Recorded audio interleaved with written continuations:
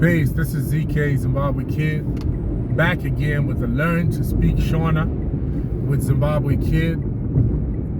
Now, a lot of people would like to learn slang because slang is always contemporary, it's always now, so it makes sense that you want to learn slang in different languages because then you're up to date, but it doesn't really help you learn the core of a language. But today's slang, or today's words in the Shona language,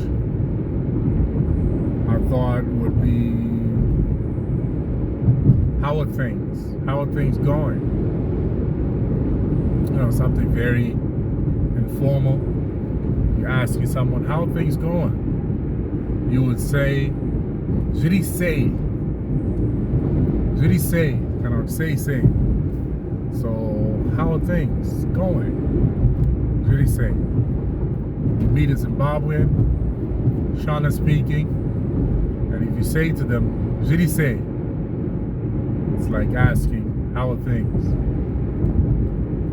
And that's it for Learn to Speak Shona with Zimbabwe Kid, saying peace. Little got it.